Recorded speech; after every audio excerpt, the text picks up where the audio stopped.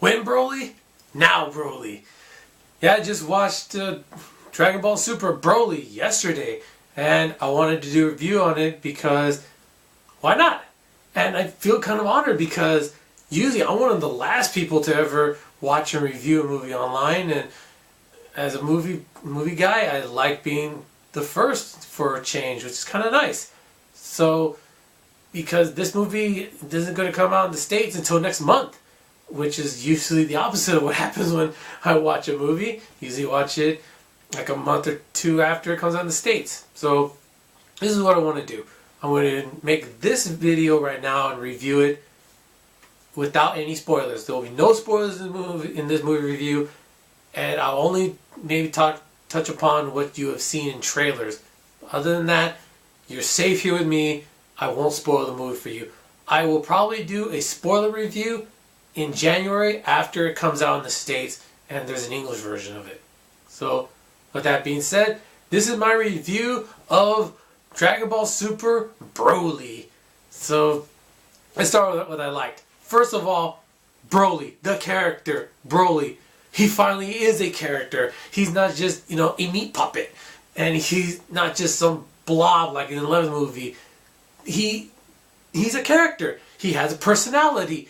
And thank merciful heaven for that, because I hated the first 3 Broly movies, and as you can tell from my list. But man, this movie, they did Broly well. And not to mention, it was new but familiar. And when you're redoing a character, that's the best way to do it. Make some changes so that they're new, but keep some of the stuff that people like about the character so that it's familiar, that, hey, I know this Broly, I know this character from the first Broly movie that I actually liked. I didn't like that one, but yeah, Broly's good in this movie. He's, like I said, he has character, he has personality, and the way that they designed Broly and they made Broly in this one actually is good, and I'm glad they did what they did with Broly. Toei and Akira Toriyama really did this character justice. And not just that, but they also reworked a very popular TV special, which was the episode of Bardock, the Bardock, father of Goku, I should say. And that one, it basically been reworked in the manga with Dragon Ball Minus. That was only 10 issues. Sorry, 10 issues. It was only 10 pages in one issue, and that was it. But they spent some time to really show us what Planet Vegeta was like, and I liked that. You saw a little bit of the trailer, but they expanded upon it. Man, I wanted to see more of that planet, and you actually cared more about what happened in, spoiler alert, we know what happens to Planet Vegeta, but you care more about what happened. And they even reworked a very, very touching and very, very dramatic scene from the Bardock Father of Goku special, and it's done in a way you really feel for the character, and they do a good job of it. I remember some people were saying that they didn't like Dragon Ball Minus because Bardock was too soft in their opinion, but I didn't think he was that soft, especially in this reworking of it in the movie. I thought they did a good job with Bardock and with Gine, Goku's mother. You see the two of them in the trailer, and they do a pretty good job with the limited time that they have in the movie. You kind of feel for them. You care about them, and the way that they set up that whole story, that could be like an entire hour special in itself, and I wouldn't mind that, to be honest. Also, the fight scenes. Man, there's some good fight scenes in this one. I'm an action movie fan. I like a good fight scene, and this one has some really good ones in it. And the animation flows very well during a lot of these fight scenes. You could tell they spent time and money on these scenes. They're like, yes, this is what people want to see. Once they throw down, it's like, okay, Act 2 of this movie has officially begun. Or I should say maybe, halfway into the movie. It's like the movie has officially begun. So like, it's good. I enjoy that. Great fight sequences. And I did think some of the animation for the destruction was well done. I like if you do destruction well, yeah, that's cool. Like, I just don't want it to be like something that's so blasé that it's not even, fun to watch. But yeah, it's good. There's some really cool character moments, and it does a really good job tying into the Dragon Ball Super manga and anime that just ended. No, the manga just ended. The anime ended in March, the end of March. And so I really like that.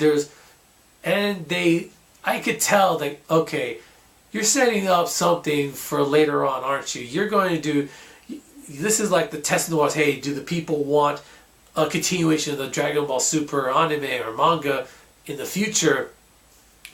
And I'll probably talk about more when I do my Dragon Ball Super review, which should come out the next day or so. But as far as this movie goes, it was really good. I really enjoyed it.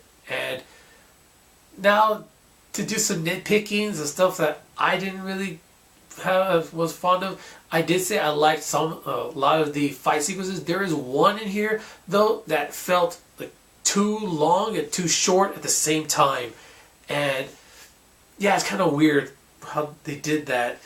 But I was like, I don't know. I think you could have maybe cut this out, but yeah, I'm not going to go into spoilers of what that fight is or what I thought could be cut.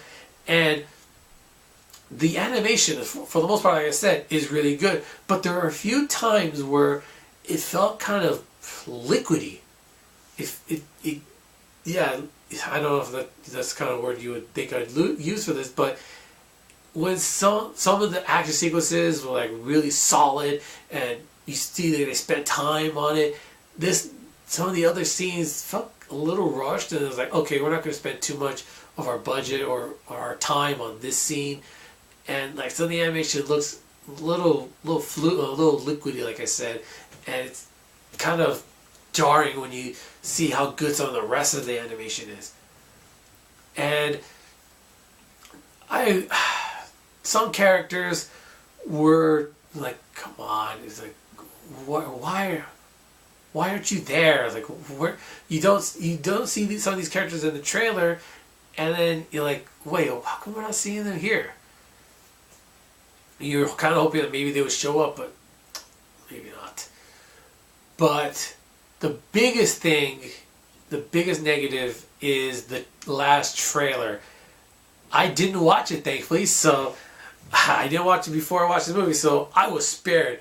But then when I watched it afterwards, I was like, yeah, I can see where people are mad about this because it spoils way too much. Toei, you can't do this. This is the same thing that Sony does way too often with this movies, especially with the Spider-Man movies and the Venom movie, and even Marvel has done this with Thor Ragnarok and Spider-Man Homecoming. You're putting too much in the trailers and not pulling back. You already have the audience because you have a built-in audience with Dragon Ball. Don't screw with that and say, oh, give everything in the trailers, because now there's really no reason to watch the movie. Kind of like with Spider-Man Homecoming. And so, I think if I had watched all the trailers, I wouldn't have enjoyed this movie as much, because I would just be waiting for the stuff I saw in the trailers. Because I only stuck to 1 and 2, I was good, and I really got a chance to enjoy this movie. There are some things I want to talk about more in this movie, but I gotta see that for a spoiler review, which will come out next month, probably around like the 21st or something like that. A few days or so after it comes out in the States. Comes out January 18th in America. Final verdict: if you're in Japan, if you're an expat and you're living in Japan and you're a fan of Dragon Ball, definitely watch this movie. It was a lot of fun. I really enjoyed this movie. Where would I rank it if I were to put it into that now top 16? I would actually, it probably cracked the top 4. Maybe even top 3. It was really good. I don't know if I would put it above BoJack Unbound because I'm really attached to that movie, but this one was really good. And if you're a Dragon Ball fan in the States, I think once it comes out stateside, you should definitely watch it. Either in Japanese with the English subtitles or with the English dub, whichever one works for you. In case you're wondering, no, there were no English subtitles when I watched it. It was only in Japanese.